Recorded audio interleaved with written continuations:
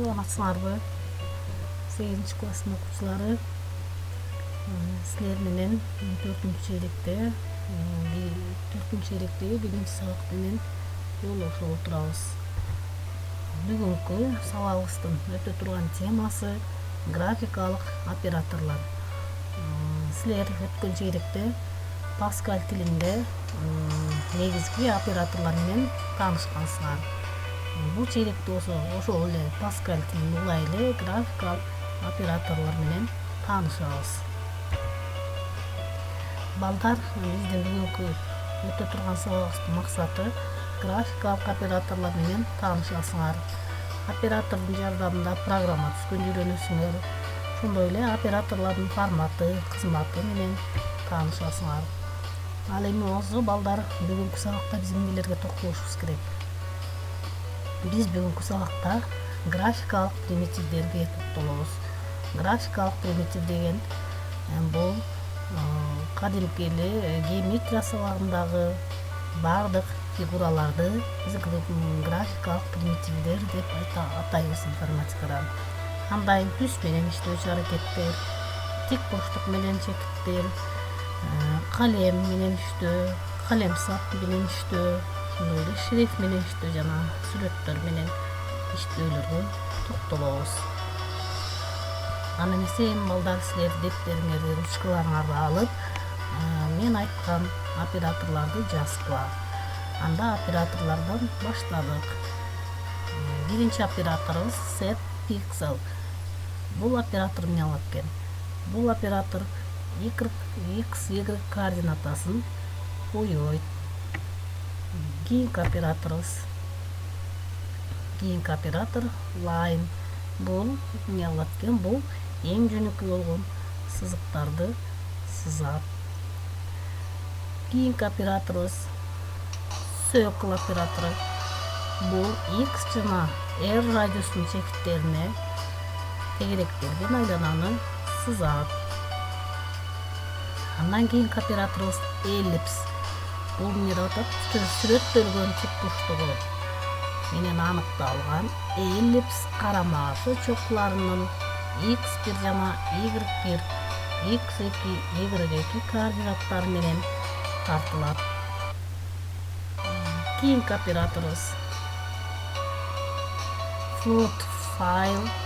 Бул бир түстүн аянтын x, y-тан баштап толтурат.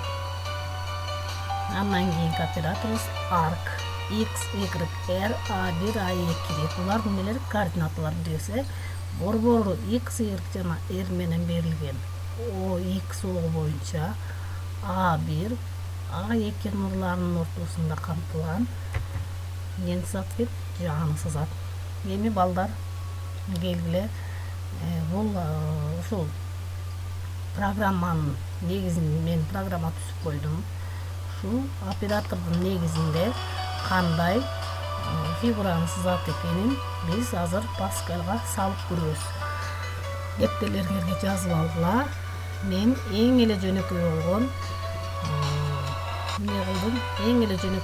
программа түздүм. Бул кандай фигураны сызарын азыр байкап көрөлү. Азыр Pascal тилинде салып көрөбүз. Эми болсо балдар, силер үйгө тапшырма алгыла.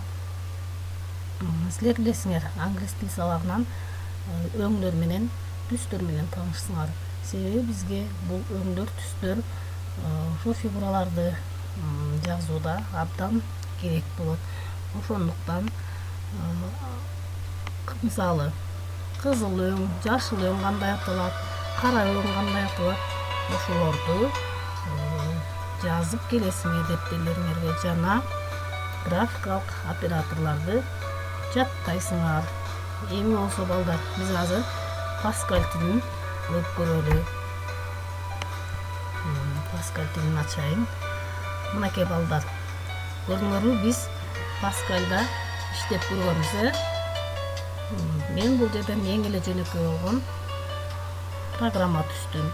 Эми ушул программа иштейби, иштебейби аткарып көрөбүз. Силер билесиңер, бул программаны кантип иштетебизди? Биз бул жерде выполнить дегенди басабыз дагы. Биз басканда бизге кандай фигура сызып берет экенин көрөлү. Мынакей көрдүңөрбү балдар?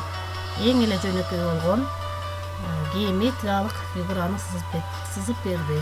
Бул сынык сызык. Эң эле жөнөкөй. Эми балдар, силер үйдөн жана мен айткан тапшырманы аткарасыңар, операторлордун аттарын жаттайсыңар. Анан эмкиде кайра кийинки сабакта мындан да оорураак болгон фигураларды сызып көрөбүз. Анда эмесе 8 класстар бүгүнкү менен ушуну менен сабагыбыз аяктады. Кийинки жолугушканча саламатта